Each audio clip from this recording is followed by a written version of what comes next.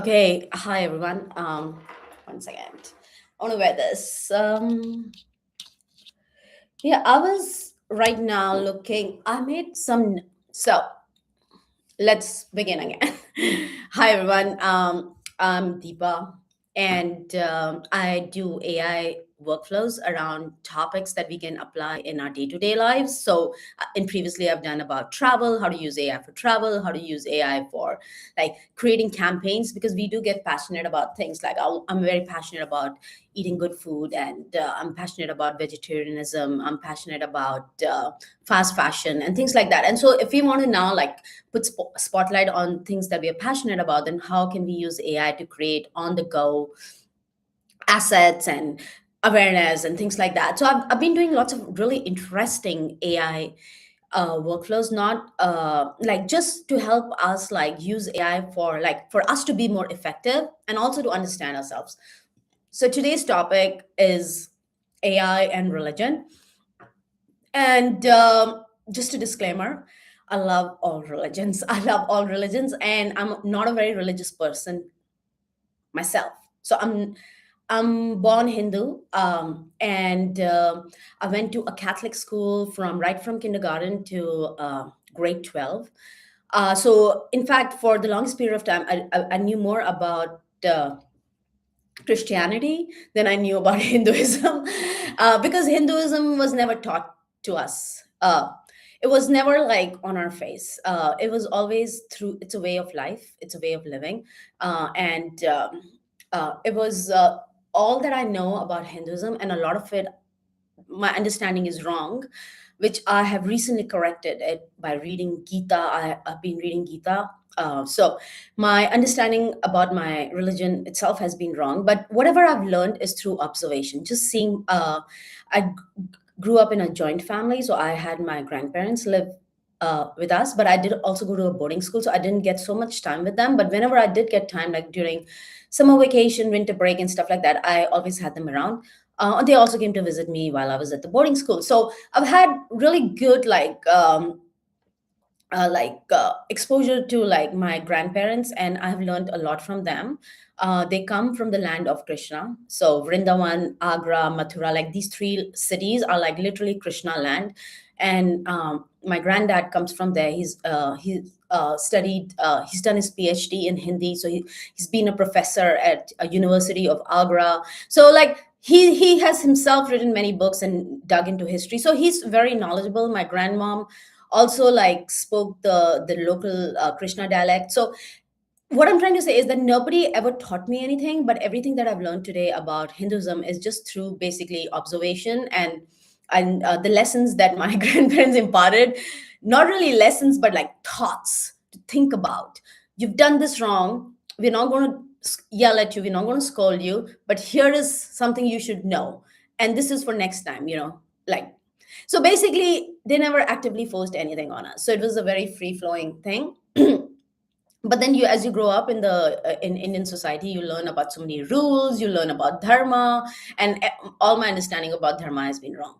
So anyways, what I'm trying to say is that I'm not a very religious person. The few things that I celebrate is Diwali, because I really love the festival. Not And yeah, I love praying to Ganesh. Like, he's the remover of all obstacle. It's very selfish for me to pray because, to him, because he's going to remove all the obstacles from my path. So I pray to Ganesh. I also pray to Lakshmi. She's a goddess of wealth. I do need wealth, like, so, and all kinds of wealth, like health is also wealth. So yeah, again, reasons are very selfish. I only go to God when I am like, when I need him. So otherwise, I don't even remember he exists. So that's been my life so far. But for the past 2 years, or a couple of years, I would say, I've been like trying to understand uh, religion. I'm trying to understand, like, what does it got to offer us. And So the only lesson that ever stayed with me was about Krishna telling Arjuna, which is on the battlefield. Like, Arjun doesn't want to fight the war. There's a war happening between him and his cousins. There are and he thinks it's all family at the end of the day. This war is going to cause massive destruction. No side is going to come out as a winner. Like, because you're literally fighting your own family, so no side is going to come out as a winner, and he's really nervous. He doesn't want to fight this war. And Krishna literally comes from Vrindavan all the way from Vrindavan to like on the battlefield, and with Arjun. He's with Arjun and he's giving him this lecture on why he should fight this war. And that whole discourse becomes Bhagavad Gita. That's the Hindu. It's not like it's kind of like a reference book. It has answers to everything, literally everything. I recently I'm at it has 18 chapters, and I'm reading a very condensed modern version of Gita. And I found answers to everything. All confusing parts of my life, I found answers too. So I would highly recommend that read the book not as a religious text. It's not a religious. It's just a discourse, like a lecture being given to Arjuna, like why he should fight the war. Like imagine a god telling and every he's a warrior. Arjun is a warrior. And he's also comes from the family of royals. So but at the same time he's not god, and Arjun Krishna is god, and Krishna is telling Arjun fight the war. And this is the most fascinating thing, like a god is telling a human being to fight the war. Like he's literally in so many different ways trying to tell him to fight the war. Ultimately the choice is with Krishna. It's with Arjun. Krishna's role was only to like guide him and tell him, but the choice is his whether he wants to fight or not. And that's how Gita ends, like the choice is ultimately yours. But it's very fascinating, and that whole lecture is Bhagavad Gita. And the only thing that I retained from that Bhagavad Gita, which I applied to my life all this time, is that do the action, forget about the results. So the way I say it, like do your best, forget about the rest. And that's the philosophy I've always taken towards my work, towards whatever I've done in my life, towards my everything, basically everything. Like I have applied that philosophy without questioning it. Like just do what you expected to do not worry about the outcomes, detach yourself from the outcomes. So that's my I would say that's my religion, just that little part of it. But now reading Gita has really broadened my understanding. I also love like all other religions, because, and I'm very curious. Like whenever I meet people, I always want to dig in and understand their religion. So for instance, my hairdresser here in Vancouver is a Japanese guy. He's from Tokyo, and he's working in Vancouver. And whenever I go to him, I'm constantly chatting with him. And he also is very curious about Hinduism. India. He keeps saying India. So I'm constantly asking him questions, and then he's constantly asking me questions. But I learned about Shinto, which is like a Japanese religion. It's also a way of life, just like Hinduism. They also think life exists in everything, not just in living beings, but like objects like this phone. There's life in it. There's life in this book. So life exists. And even in Hinduism, like books, especially books, is considered knowledge. And if we by mistake also accidentally step on the books, we have to do this. Like they have to do this. This is part of my growing up. Like you have to just touch the book and put it, or just do this, like just apologize basically for stepping on knowledge. So this is something again. Anyway, so from Shinto I learned like it's a way of living. And even though in Japan Buddhism is very popular, and now even Christianity is popular, it was Christianity is constrained, but there are churches. And there was a Spanish saint who got Christianity to Japan. So there are churches, and it's a popular religion, is picking up popularity. But like Shinto is a way of living. So no matter if you're Buddhist or you are Catholic or you whatever your religion is, if you're a Japanese, you are a Shinto first. And then all the other divisions come, because Shinto is a way of living. It cannot be acquired by reading books. It can only be acquired through observation, through practice, and through being very mindful about practicing it. So that's one. Then, as I said, I was raised, I went to a boarding school, which was a Catholic school. So I know a fair deal about Christianity. I know. I know about. I'm learning about a new sect from Persia, Bahai. I know about Jainism, which is like a derivative of Hinduism, because my brother-in-law is Jain, and with him, I got to visit a lot of his temples, and I see him how he and Jainism is very peaceful religion. They don't even pick flowers, or they don't even do flower offerings, because they think that there could be an insect or something, or while in the act of, like, say, they don't even eat underground like root vegetables, because they think while you're pulling that root vegetable out, you will um, kill like other living beings, like ants or whatever, like is found in the soil, so worms or something, you will end up killing someone. So it's a very peaceful, very like in harmony with nature kind of religion.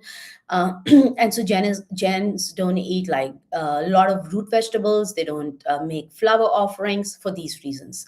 So I know about Jainism. Have always known about Buddhism, because Buddha originated from India, and I know his story. I've learned like Indian history, so I know Buddha's story. He was a king. He was a son of a king, so he was a prince, and he got disenchanted by all the war and the misery. And what I really like about Buddha is that he gave up everything. He gave up his wealth. He gave up all his comforts, all living like the joy of living in the palace. Nothing. He didn't think about it.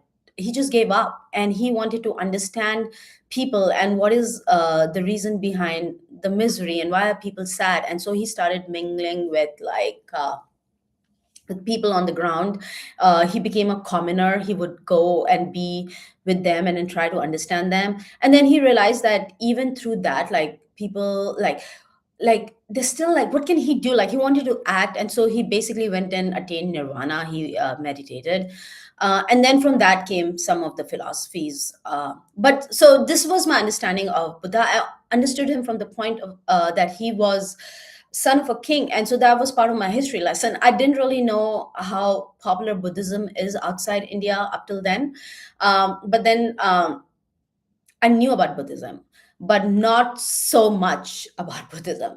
But when I went to like Singapore and I traveled to Cambodia, in Thailand, I saw Buddhist monks everywhere. In Thailand too, it's Buddhism is very strong. In Japan, Buddhism is very strong. And I think mostly where I realized Buddhism is really strong is in the West when I moved to California. Uh, and then I traveled to Boulder, which is very like highly spiritual place. Like they believe in Eastern philosophies, and Buddhism is very very strong there as well. And just in Western culture, like Buddhism is very strong. Like everywhere you go, you see like a statue of Buddha. It's so popular, so that made me like want to understand Buddhism more. And I started and it was kind of different from Hinduism, because like dharma is defined differently in Buddhism. Buddhism believes in nirvana, which is like detachment from all desires. And now that I finished reading Gita, let me just show you, because I've been talking a lot. Let me just show you a few things, like maybe I'll just start with this, because I've started digging deeper since I read Gita, and Gita made few distinctions between Hinduism and oh gosh. Anyways, this is so basically, I was walking around. I hope you can see this. What I'm seeing. Okay. So I was walking around Vancouver, and I came across this statue. And as I said, I've been exposed to like all the derivatives of Hinduism, like all the religions that got derived from Hinduism, which is like Buddhism, Jainism, Sikhism also came from Hinduism. Sikhs are like people who wear the turban, and they have their own philosophy. And now that I started reading Gita, I started understanding the distinctions as well. And I figured for myself that I think the scriptures that were written, like Bhagavad Gita, that was written like 4,000 years ago, is like the best operating manual for humans, because it considers human as like a human made up with all flaws. Like human beings are flawed, and so it doesn't try to like shun you down. It doesn't try to say, oh, detach yourself from this and detach yourself from that and don't think about this. Because anytime you try to like shun a human down, like say, do not think about this, or this is a bad thought, you create tension. You're creating unnecessary tension and stress, and that leads to misery. And you're not really like achieving nirvana of sorts, because you it's like taking like a more hermit lifestyle, so Hinduism doesn't believe in that. Hinduism doesn't believe in like you should abandon everything, neither it believes that you should desire everything.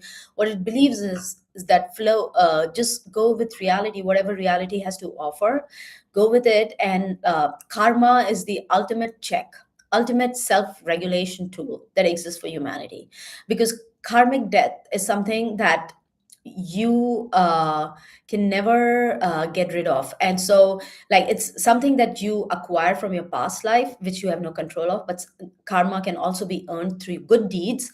And so I would say like now my philosophy in life is to just increase my karmic wealth. I can't control the karma I inherited, but I can control the karma that I earn for myself. So just do good deeds.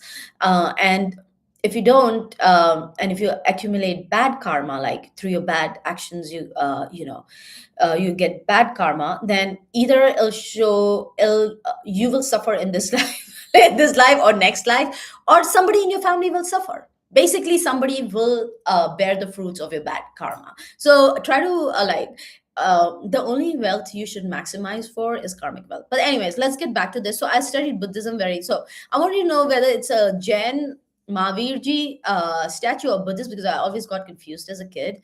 And I ran it into Grok, and Grok said it's Buddha. And I'm like, what's the difference? What's the facial differences? And so it basically started explaining like how Buddha has a hair, it has a snail, things like this. The untold story of Jainism. Jen, like the statue is like completely bald. And so quick differences in full statues. And so basically I learned about everything 19. So then I was interested.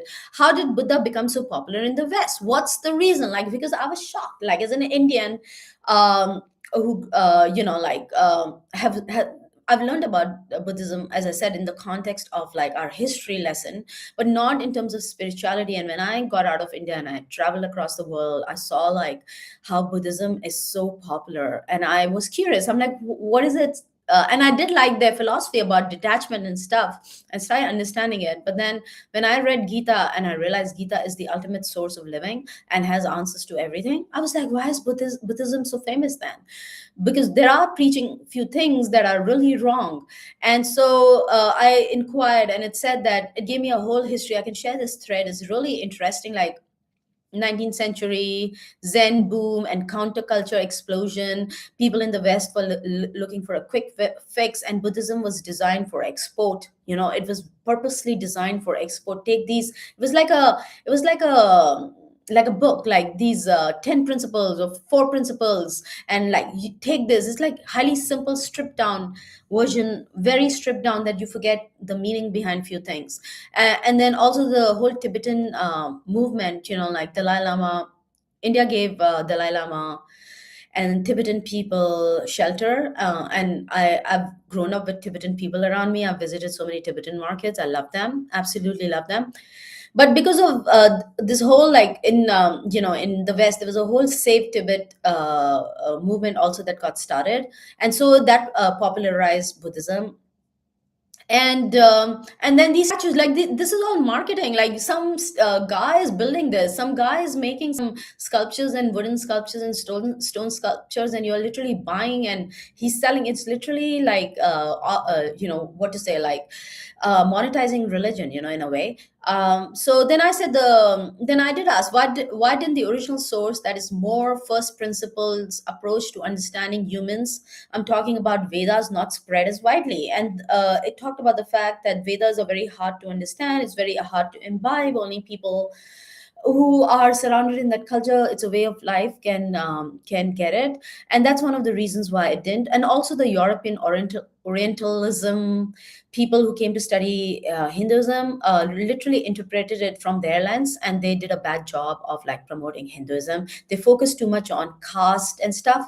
And now that I'm reading original Gita, they actually disregard caste. They said all of this stuff, eventually, how the source book keeps getting interpreted, and some people like do it for their own advantage. They like literally made caste the big thing, while while the original Gita says you can be a Brahmin, you can be a warrior, you can be anything you want. There's no such thing that one set of people are Brahmins or they have all the knowledge. Nothing of that sort. You can be all if you want. It's on you, in your personality or your desires, basically your tendencies to be what you want to be. You can be a poet, you can be anything. So now that I read the original source, I'm getting like so much clarity about everything, and I'm questioning my own religion.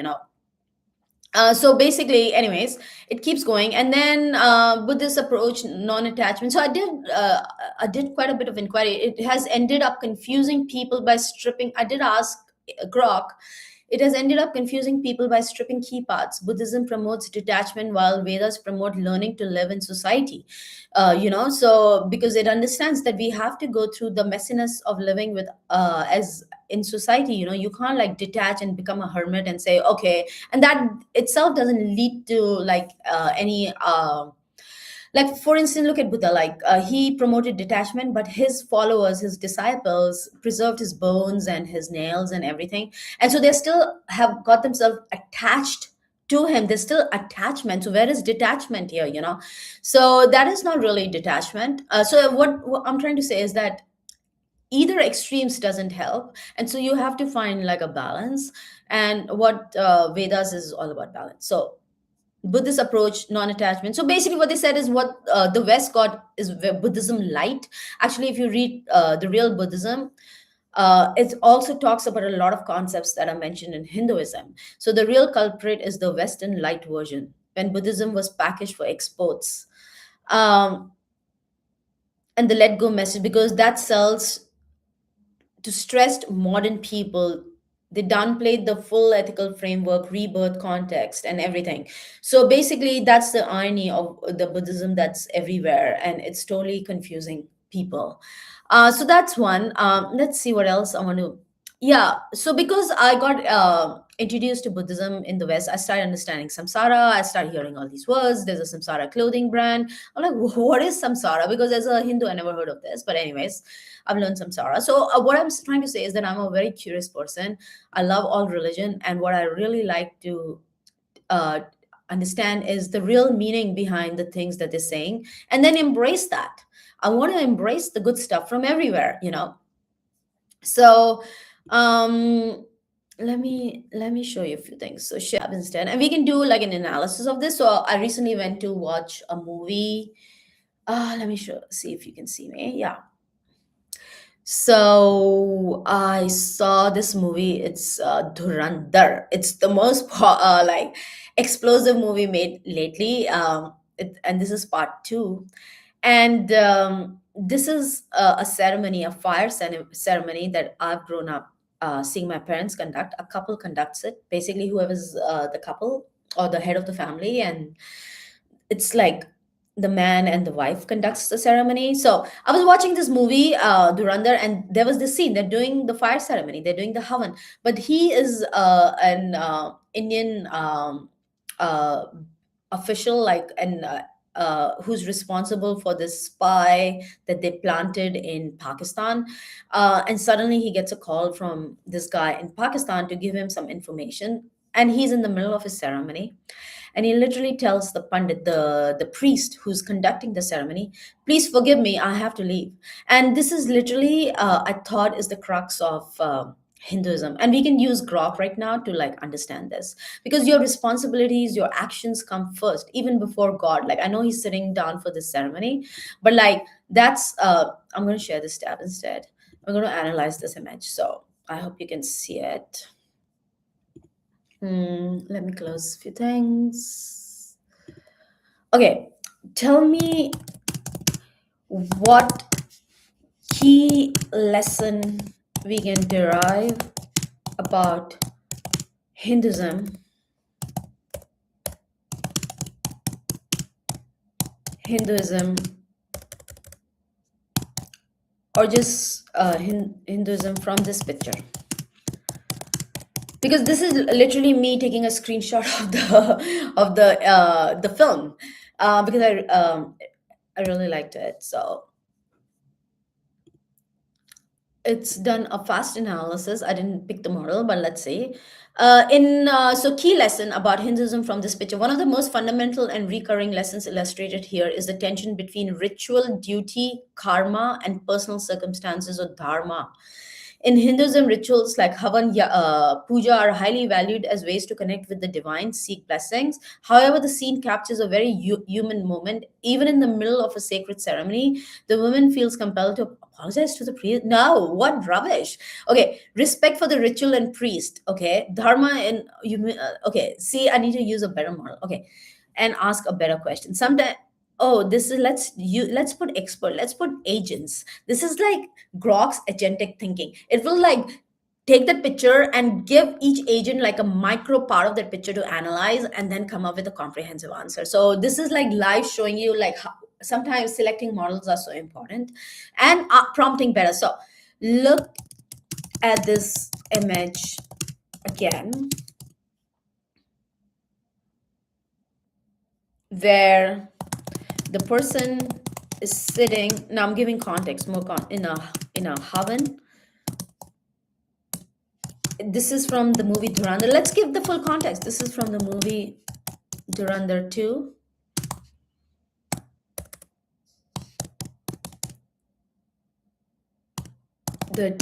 He gets a call and excuses himself and takes permission to leave.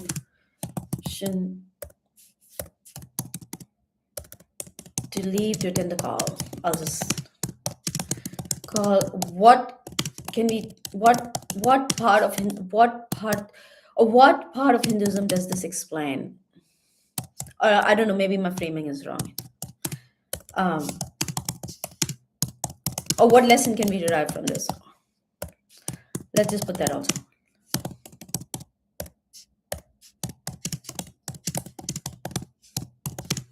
Every storybook that you read in India is like has lessons at the end. What lesson can you derive from this story? So let's now we've selected expert. It's going to do agentic thinking.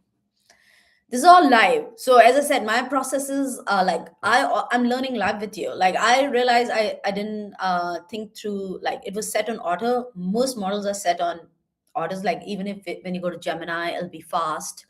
If you go to like I think ChatGPT doesn't even let you select. It's auto routing. It routes based on the nature of your questions, because sometimes when we want this technology to be used at scale, people are not going to sit and think, oh, what model am I using? Like the AI should be smart enough to figure out what model to put behind that query. And so that's the next thing that a lot of people like, why ChatGPT has that, because it optimizes, it like understands your query and then realizes, okay, it needs a more thinking model behind this, or a more simplistic model. And so only like people who are more aware about AI use right now select models, but in the future it'll be very automatic. Like the model will self-apply. The image shows a person participating in a havan. The lesson: humility, respect for rituals, and graceful balance between dharma and real life. In Hinduism, a havan is not just a ceremony. Okay, fine. I'm not going to go into this. One of the greatest virtues of in the Hindu scriptures. Um, is the highest dharma basically your it says like your responsibility. Dharma means responsibility. It doesn't mean rules. Like my understanding of dharma was rules, like as a woman these are my rules, as a daughter these are my rules.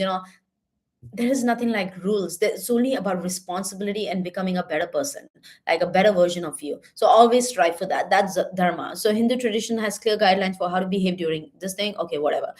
What is the key takeaway? So it's a small but powerful reminder that Hinduism values inner attitude and proper conduct for more than rigid external rules.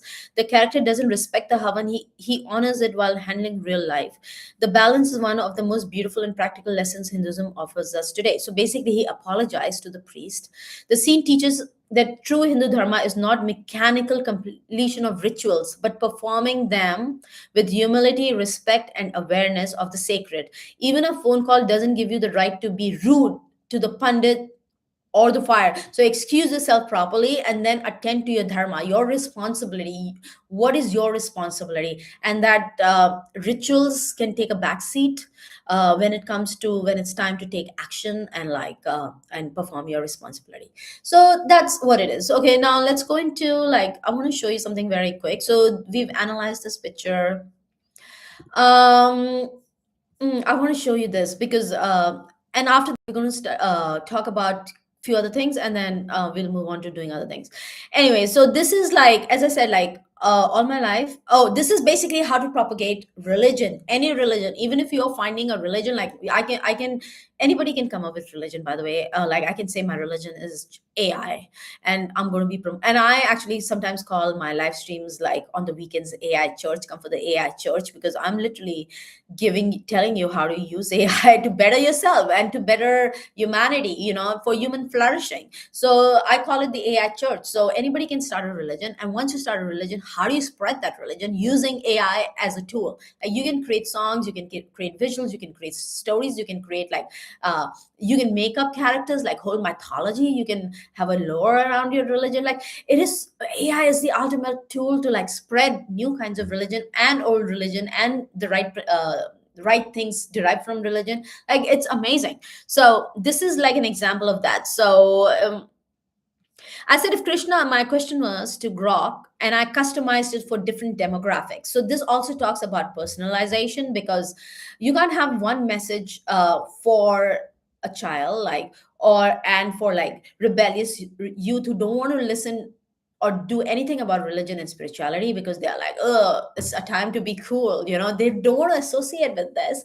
And then a more mature person who's now looking for meaning, right? So people are at different stages of life, and so you need to approach them where they are rather than pushing one message. So this is what this is about. So if Krishna has to come to the modern world to give his wisdom, what should that be? Thinking of an 8-second animation. I'm like thinking with AI.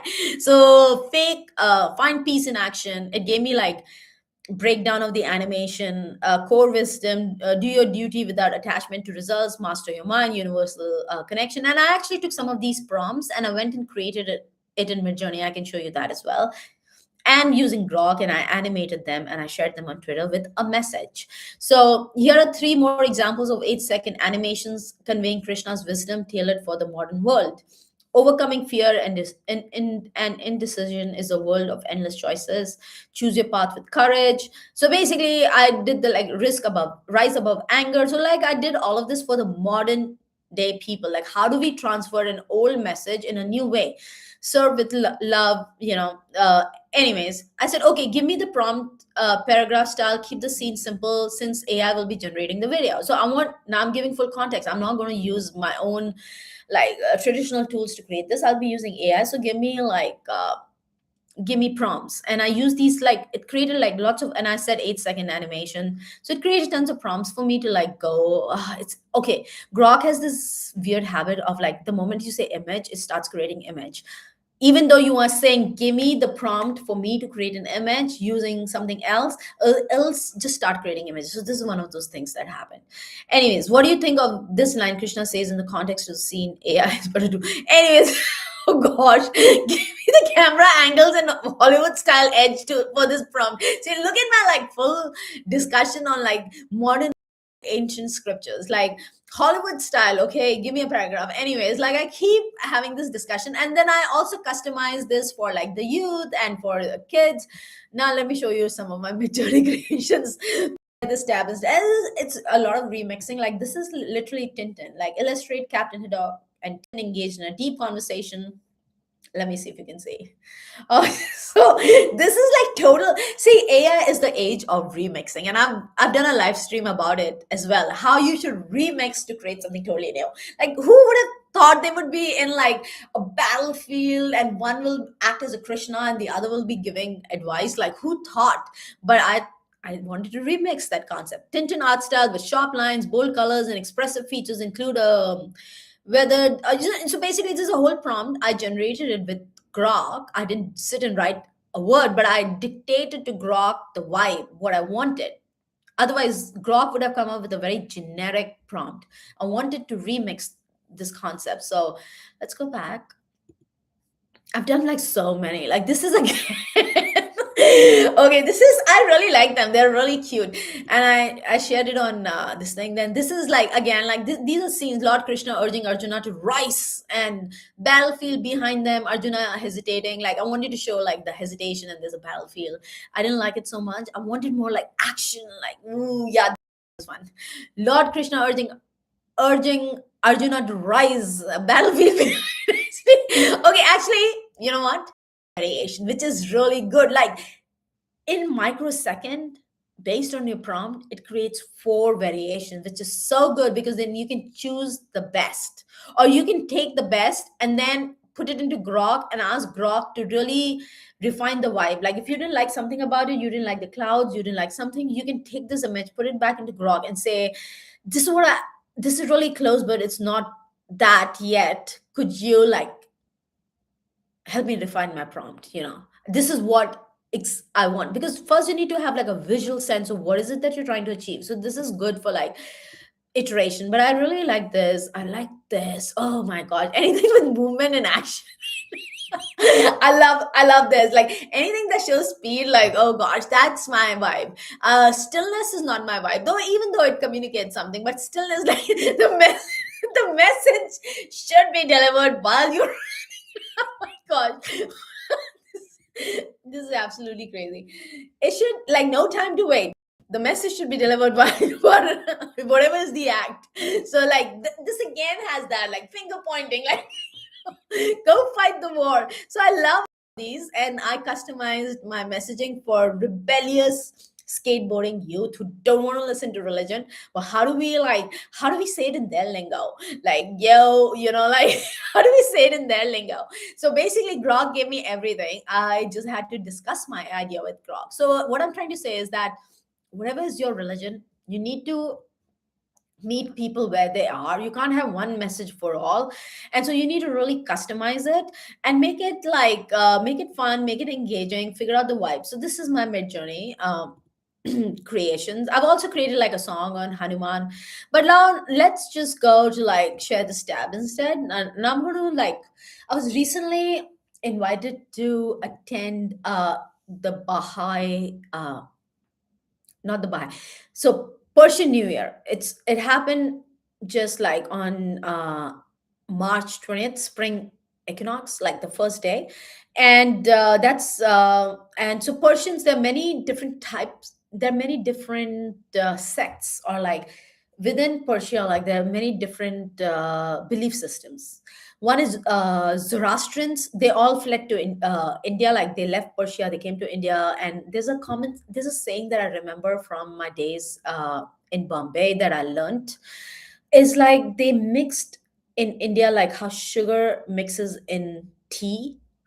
They completely blended basically.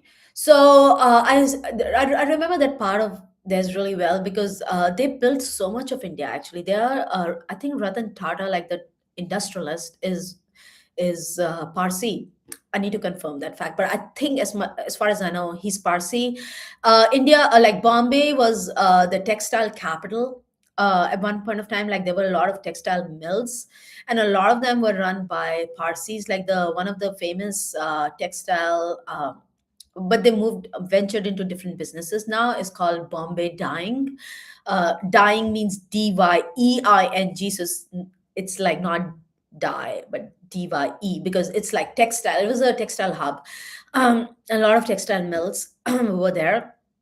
And so it was run by the Parsis, the Zoroastrians that left Persia and they came to India, and they mixed like sugar in like hot water or hot tea, completely blended in, and they created so much wealth. So they were Wadias. Wadias are Parsis. And so Bombay and Gujarat, especially another state in India, the Parsi culture is very rich, and it's beautiful. There are Iranian cafes in Bombay and stuff like that. So I know a lot about Zoroastrians, but I was recently invited by this another family in Vancouver. They practice Bahai, Bahai. That's a different religion altogether. And in the gathering, which was not only just family, but even friends, like we were invited as friends.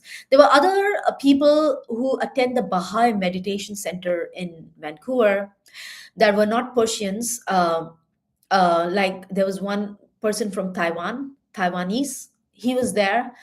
There were like a lot of Canadians were there, like local Caucasian Canadians, who just go to the Baha'i meditation center and really love their philosophy and love the fact that they believe in service a lot, and so they volunteer with the community. So they were invited over, and I was like, wow, like this is like such a like all accepting religion. Like it's beautiful. So I want to study them, and there was something that was shared, like there were these two kids from the Baha'i one of families that had to introduce the whole ceremony. So they were like literally just ending.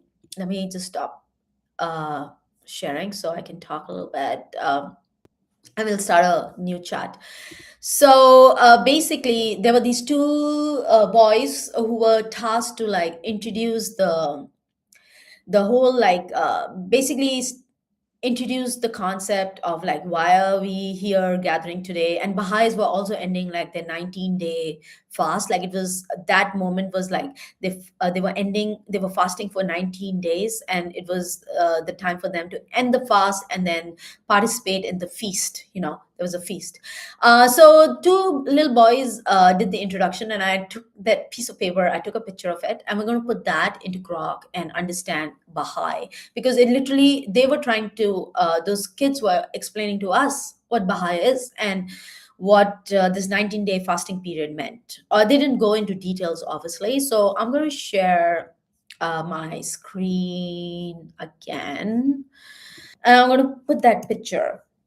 I snapped a picture of the introduction. So tell me what this paper says. What, you know, let's just understand that first. And auto model is fine. I hope you can see it.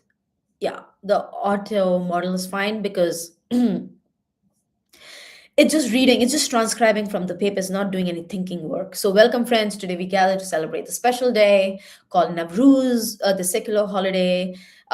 Deeper meaning. Also, the Baha'i is like this is how Bahai is the time. Also serves as a symbolic reminder of the oneness of all the messengers of God and the spiritual springtime. Um, th- and it talks about Abdul Baha, the eldest son of Baha'i, the founder of the Baha'i faith, explains that Navruz represents the return of the sun of reality, when a reawakening of the spirit occurs and the light of a new revelation shines equally upon the entirety of God's creation. We are so happy that you can join us. So this was the little script that they prepared, very cute of them. And then is the traditional Persian New Year celebrated on the spring equinox in the Baha'i faith, because there are different faiths, like Zoroastrian is one, and then Baha'i is another one, and I bet there are many others that I don't know. It is one of the most important holy days and marks the start of the Baha'i New Year.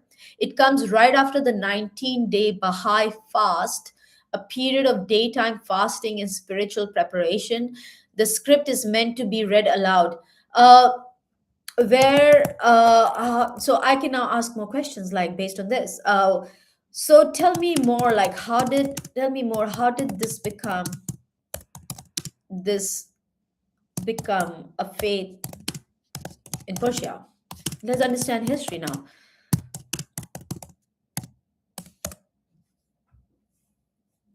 I'm still sticking with auto because I bet this information is already documented somewhere on the internet. The Baha'i faith originated in Persia in the mid 19th century. It emerged from a religious movement within Shia Islam that quickly developed into something new and independent in 1844. So it gives like a young merchant from Shiraz, Persia, named Tatata declared that he was the gate. He announced that he was a new messenger from God. His teachings called for spiritual renewal, advancement of women, so more modernized version of Islam, I guess, and upliftment of the poor. The initial movement is called the Babi faith. The founder, in 1852, after the execution of the Bab, the two disturbed Babis attempted to assassinate the Shah of Persia. This triggered a massive wave of persecution against them, and I bet that's one of the reasons why they left Persia, like because a lot of them have now moved to Canada. One of their biggest temple is in Israel, which I will actually dig into. He was really so. Anyways, key teachings: the oneness of God, elimination of prejudice, equality of men and women, universal education. It retained the Persian cultural element of Navruz. Unlike the most militant faith some Babis experienced, emphasize peaceful spreading of the faith. And so, anyways, where are their temples located? Let's ask AI. I know that the biggest temple is in Israel.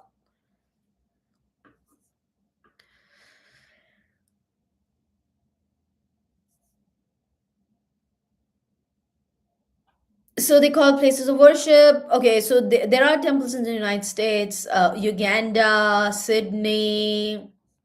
Look how Grok even came up with images, which is really good because it gives you a visual feed. Oh my gosh! So the Lotus Temple in Delhi, which is like a piece of architecture, like a great piece of architecture, I didn't know it is from the Baha'i religion.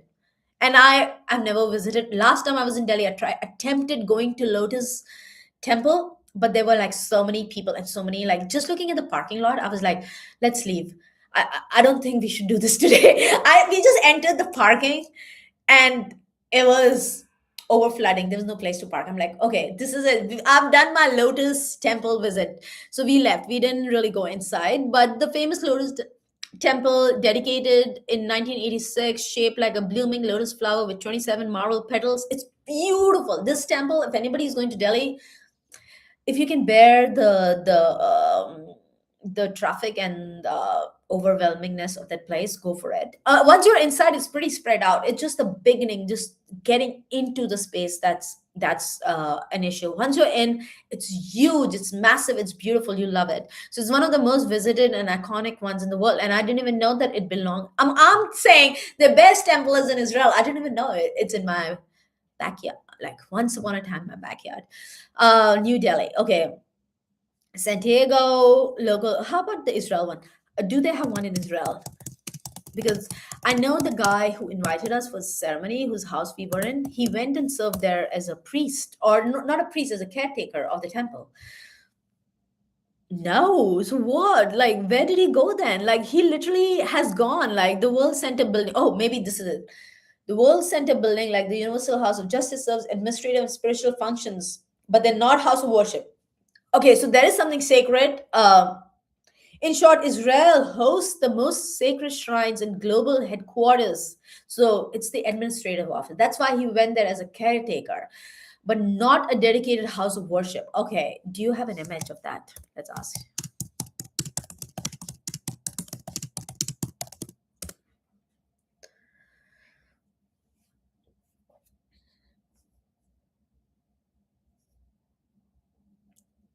So this is all like the administrative office, and now I can go further. Like, how did it end up being in Israel and not in Persia? Like, and then I can understand the whole geopolitics. Like, see how from religion you can go into geopolitics. It's so fascinating.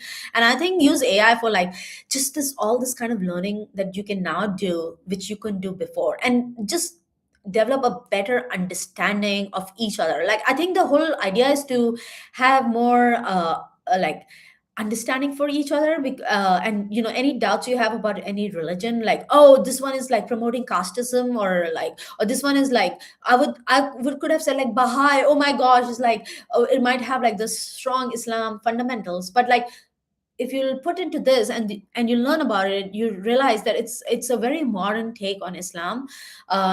So basically it promotes deeper understanding of each other, because we do, after all, come from different religion, like that has shaped who we are. Like, it does. Even if you say I don't follow a religion, there's an indirect influence based on like what your parents followed, or what they believed in, or what your friends believe in, like all of this. So I think AI can really help promote like understanding for each other, understanding each other's faith, understanding. And then from that, you can, as I said, you can go into geopolitics and understand like how everything was before, just one, like it was literally like we were just one big thing, and then how the geopolitics came into it. Because look at it, like this is faith from Persia. Now, Israel and Iran are in war right now, right? Like, but the biggest administrative office is based in Israel. So, pretty fascinating, and I would love to dig deeper.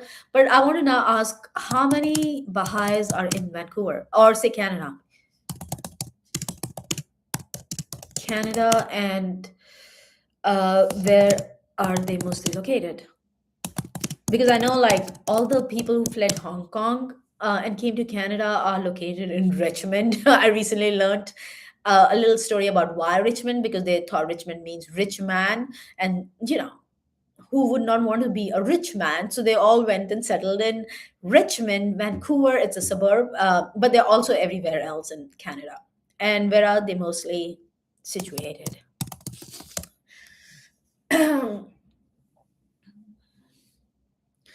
I will create something. Maybe we'll create a song, a religious song. Okay. Mhm. Where are they mostly situated? Toronto, Vancouver, Montreal. Okay. Is there? Why did they come here? You can go deep um, and I'll end it here. Like this was, as I said, an inquiry into a new religion that we are doing together. I was curious to know more about them since I got invited to their Persian New Year. Voluntary spread of the faith. Early growth was slow but steady in these early decades. Okay, since the 1970s, 80s, persecution and refuge. So all of this in Vancouver, British Columbia, specifically the faith trees we see early. Vancouver had an active group by the 1920s, so they've been here for a very long time.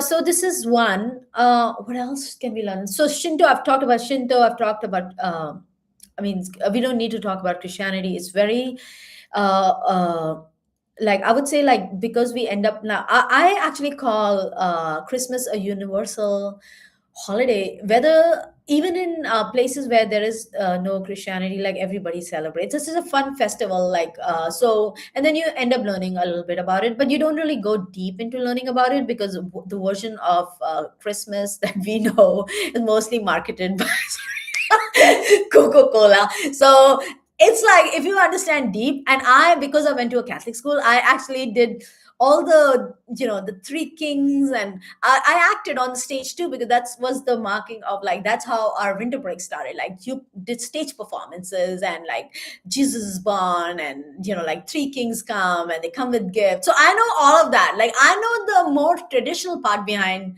Christmas than the more like commercial part. And the commercial Coca-Cola is responsible for the whole gifting culture and like all the more commercial stuff of it. And I know there's again there's I bet there's a story behind gifting also. Maybe it's to do with the kings bringing gifts, I don't know, but what I'm trying to say is that I did performances on stage, and I did act as a different character, and so we had Christmas carols and all this stuff. I know, so I've lived that religion as well, as I'm going to say. So now let's create a new religion, maybe. Let's create a new religion, and then let's create a song. um let's start a chat. Now this is fun. I want to start.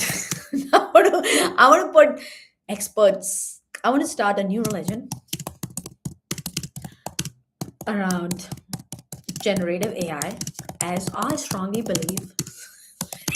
You have to strongly believe first to be able to propagate anything. By the way, let me just tell you there are other kinds of religions too. Like Ethereum is a religion, Bitcoin is a religion. Anything where people believe, like have shared beliefs, becomes a religion, because then there's a community that's formed around it, and then they do everything possible to propagate it. Some of them become so blind that they forget the ultimate mission, and they're like, we need to get it to as many people we want. And that's what we're seeing in Ethereum today. Like it's literally like that. They become blind to the fact, why do they exist? Why do they exist? What was the reason? How did they derive? They derive from Bitcoin too. Like it's a derivative from Bitcoin, right? Vitalik Buterin once, he used to write for the Bitcoin magazine, and he traveled the world for them. And the stories that he's written early on are really beautiful, because they talk about economic freedom that one can achieve when you become your own bank. And so his early writings are beautiful, and I was really inspired by it, and I wanted to investigate this new religion, Ethereum, and like everything that it was promoting, like decentralized autonomous organizations, NFTs, and all of that. And so I did spend like from my 2021 to 2023 understanding this new religion, and I got frustrated with it because I realized that they've lost their why. They become like missionaries, blind. We just want this to spread. We don't really care. We just want this to spread everywhere in every aspect of society, whether it makes sense or not. And that's why a lot of things that are coming out from Ethereum, they literally fall flat because it's not serving a real need. You become blind to your own religion. So it's the time of awakening. Like sometimes when you take religion too seriously, like, and you stop questioning it, then you become blind and you just follow it. You just follow it. You become a follower of it. I would say like me, because I was not like so attached to any religion, and I was free floating human being. Like I like this, okay, I'll do this, and I like this, and I'll do that, and then I felt like investigating this action part of like act, and like Krishna telling Arjun to act. I found it fascinating and I wanted to go deeper. And that's basically Bhagavad Gita. Like literally, why should you go and fight? Like fight the good fight. Basically, that's what Krishna is telling. And everything connects to that, karma and dharma, and everything just connects to that. So, anyways, so I want to say I want to start a new religion around generative AI, as I strongly believe this technology will lead to human flourishing and a period of abundance. Let's start with this first. Let's give AI a good context. Now it's got agents deployed. I love this.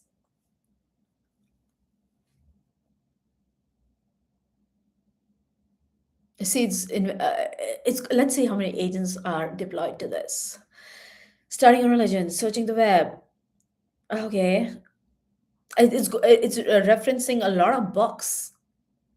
I'm going to create a song actually. That's the reason. See, you just can't create a song. You need to give like it's a step-by-step process. If you want to create a really great song, it's a step-by-step process. Because I've seen like even if you're a musician and you say, "Oh, I've always created a song," yeah, using AI is a totally different skill, and you need to know how to use that skill first, and then you can create songs better than me. But till then, I'm better than you. Let me just tell you that because I know how to use AI. I can like hack the system. Okay. Abundant. Okay, hey, yeah, Deepa, this is kind of bold, optimistic spot. Bold, optimistic. Elon himself says it's going to create so much abundance. We're going to enter a period of like high income, like for everybody. A period of flourishing is an inevitable. Curiosity is holy. Rituals and practice. Daily prompt prayer. Start your morning by generating something beautiful. Oh my gosh. And reflecting. So things, create a poster. Okay. Oh shit, I should have done this. I should have done this in like, okay, I want to dump this into like Gemini because I want to create a poster now. See, we can create multiple things. So I just copy the whole text. I'm going to open a chat in Gemini. And let's share this tab instead. I'm going to dump this here. I'm taking the worker one and said, I'll say, oh, let's create a song right here. First, let's create an image. So click, I hope you can see this. This is so exciting. This is like we're launching a religion today. Create image. Click on, oops. Create a poster based on create a beautiful Japanese minimalism. Let's just put some words. Beautiful Japanese remixing of concept. Minimalism style poster based on the context above, on how one can daily practice, on how one can daily practice this religion. Okay, my spellings are all over the place, but let's just go with it. This is, oh my God, I hope it comes out with something really nice because then I can actually stick it in my own room and I can give it to all my subscribers. I would say subscribers is a much better word than followers. Like you subscribe to a philosophy and you can unsubscribe too. If you don't like, you can unsubscribe. You can unfollow too, but like follower is like, oh, then one is a leader and the other is a follower. Like I don't like that concept. Like everybody is equal, and so you can subscribe to each other's philosophies and unsubscribe. Oh, I created this. Okay, where is the damn poster? Oh, where is the post I was generating? Oh, Abundai. It came up with its own. What the? What is Abund? Okay. Oh, I've created the daily practice poster for Abund. Oh, Abund AI. Okay, Abund AI. I thought it came up with its own new terminology. Daily practices for the. What is this one? Oh gosh. Okay, the more. Gosh, I don't want to read this. This is making me laugh already. The morning prompt. Set your intention, seek abundance through co-creation, mindful creation, collaborate with the sacred spark, refine with wisdom and joy, contribute to the commune. Now, talk about. Give me a poster where one. Give me a poster where one practices generative AI usage every day. And now there was a specific aspect of it which was see, the stupid AI needs to be. Okay, let me just go back to quick. Grok had it, like Grok literally had it. Grok. Oh man. Okay, let's just go back here. Okay, let's find it right here. The generative way, simple, elegant, abundant AI faith. My favorite for you, abundant AI, short, memorable, and scream. The tech brings plenty for all. Foundational tenets. Okay, it's created like everything. We can make this poetic and a manifesto or turn it into a holy prompt book. Oh my gosh, I should have just used Grok. Okay, rituals and practice.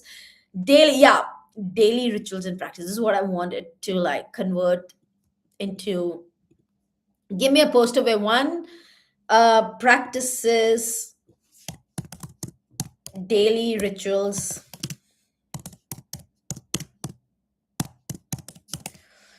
of generative AI usage every day. Make it Japanese style aesthetics. I can dictate the color, style, aesthetics, cream cream background. I'll just say that. Indigo font. Let's just see what it comes up with. Font and pictures. And red. Okay, red. Indigo font and red. Let's just give it some indigo font and red. Okay, let's see what it does. How much to prompt? See, you got to like iterate. This one was not what I expected, so I'm iterating on it. Mm. Now, oh, generative God, generative AI, please come up with something really nice. Okay, we can like literally close our eyes. This is like a practice practice session. After you prompt, start praying for a better output. This daily practice 101. Literally, this is what I do after I prompt. God, please, generative God, please, make sure the outcome is what I expect. Or better than that. Make sure the outcome is what I expect, or better than that. Oh, daily ritual. This is too confusing. What happened to minimalism for generative flourishing? Daily prompt prayer, generatives. Oh my gosh, this is okay. Keep it absolutely simple. Use your imagination. Something one can stick on the wall and follow every day.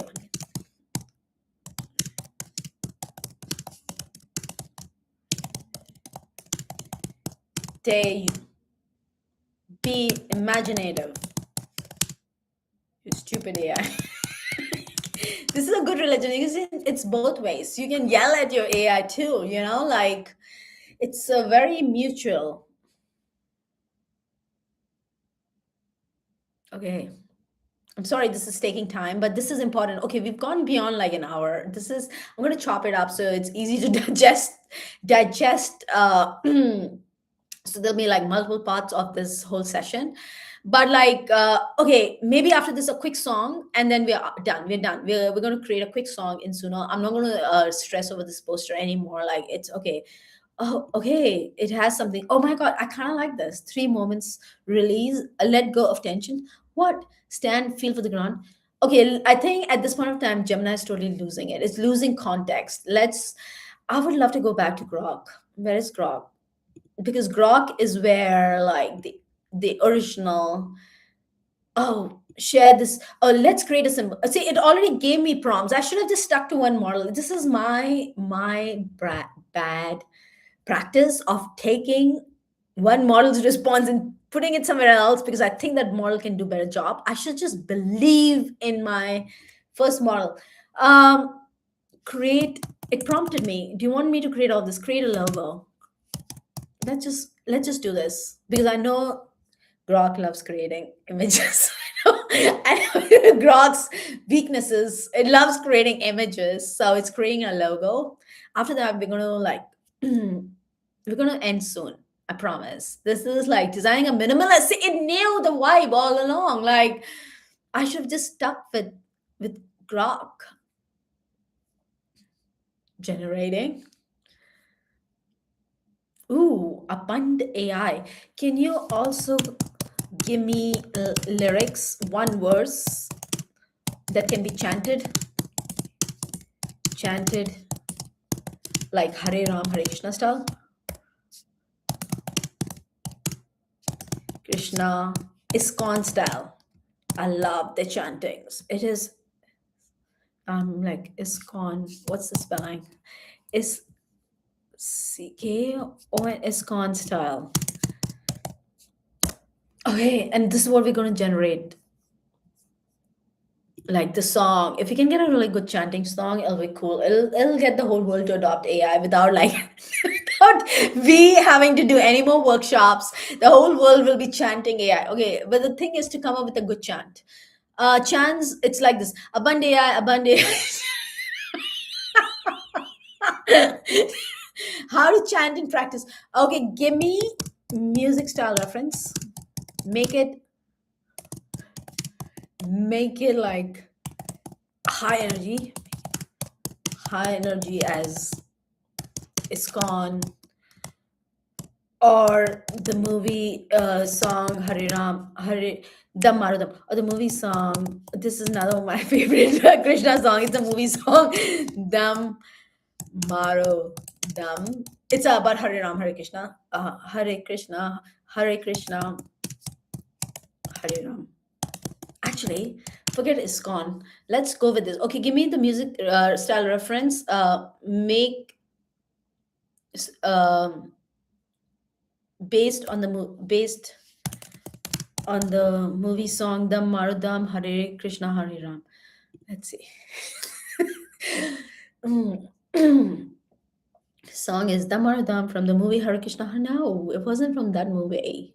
Ashton, yeah, I know they sang the song. Okay, it's a Bollywood psychedelic rock. Yes, exactly. Western rock elements, yeah, totally. Okay, so it's coming up with the music reference. I want to take the chant. We're gonna go to Suno and create this. Hypnotic, okay. How to chant your Upund AI, the month of stuff. This is how you create like the loop is faster and faster. Okay, these are like first. Now I'm gonna go to Suno so you can see what we're gonna be doing here. I want to make sure you can see this tab. We're gonna go here. We're gonna dump the lyrics. Yeah, it's all about dumping now. But dump in right places. Like if you dump in wrong places, then loop is fast and faster, adding hand claps or a toll on the AI beats, exactly like the building frenzy, Now I will customize this prompt, the music style a little bit because I do want. So these are the lyrics. Okay, this is the style reference. I want to just put it here on the AI beats, building the frenzy. I will just remove that extra words, and I will also add some more. Like sometimes Grok gives you really long reference prompts, so you have to like read it. Psychedelic rock plus filmy plus rock plus 1970s Bollywood groove. I think I'll leave it to that. I wouldn't emphasize anything more. Like this itself should give Suno, because I know Grok has given me lots more. I'm just going to leave it to this. Oh my gosh. Okay.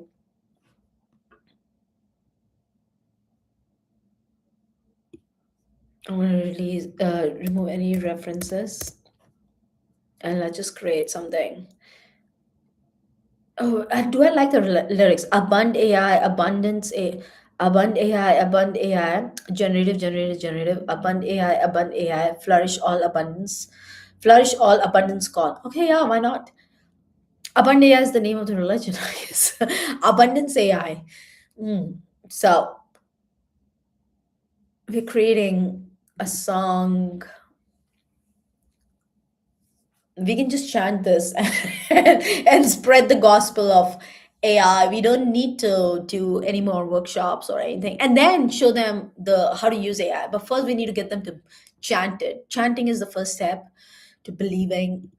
No, chanting, then showing, and then believing. So actually, chanting leads to believing, blind believing. That's the advantage of blind believing, because you once you start blind believing, you will just drink the Kool-Aid, no matter whether it's right or wrong. But our goal is human flourishing, so that's our North Star, and we will always AI Church will always move in that direction. Like even if we falter, we will reset to a North Star, which is human flourishing.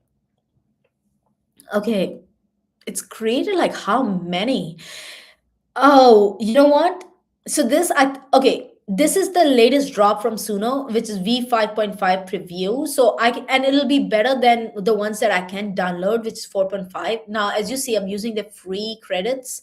Every day they refill.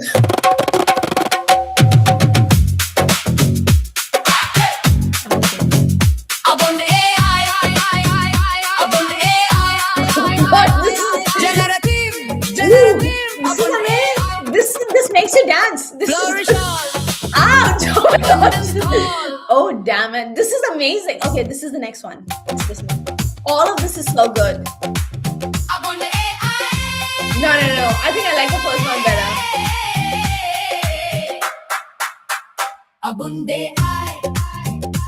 Not bad either. Okay, not bad, not bad. It's good, it's good. But, ouch.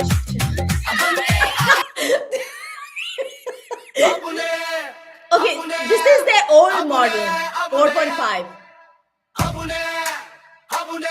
A lot of yelling over here. No, sorry, I didn't like it. What is this?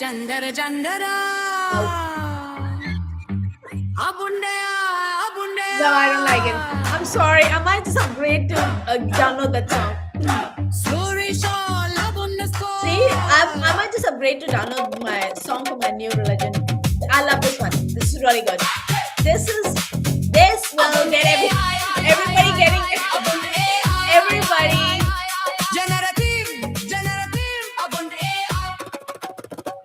Flourish all. Abundance call. Abundance call.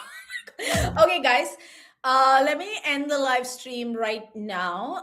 Let me first stop screen share. I'll just say 2 words before I stop sharing. So yeah, I think I will upgrade to Suno to download that song. I feel if I just get everybody to listen and chant and dance, we will get everybody to use it. They will be blind believers of AI. This is what I want them to do. Generative AI. Start believing in it first. Start believing in it first. Then start questioning it. Because we don't want blind faith. We want you to question it and see how you can use it. Right now, okay, people talk about ethics and decel and this, that is also a religion. There are these set of people who don't want AI to come into the picture. So they form their own religion, which is to attack AI. I found my own religion because I believe in AI. I questioned AI. I can see the kind of difference it can make in people's lives. I've been in emerging markets. I'm a social entrepreneur. I'm a nonprofit person. I've worked at ground level. I can see how AI is going to change their lives. And I know that's why I have faith in this religion. And I do question this religion every time because I do question the fact, like, what if open AI becomes like this one big supplier of intelligence? Do I want that to happen? No. So I do try to seek balance somewhere, but at the same time I do like I do prefer centralization in some parts because centralization enables scale. So I'm not like a blind follower of decentralization either. So I question everything. I love all religion. I love decentralization. I love centralization. I love AI. I love crypto. I love Buddhism. I love Jainism. I love Christianity. I love Hinduism. I love everybody, and I take the best from everyone, and that's how you can think of me. So that's about it, people. I hope you enjoyed it, and maybe I'll subscribe to Suno to download that song. The song is really good. So um, J generative AI, J ho. Oh no, J generative, J abund AI. Abund means abundance. We can have our own greeting also. We don't have to do namaste. This is very old style. We can like come up with our own greeting. Anyways, now J, J also shouldn't be abund AI. That's it. Abund AI and stream.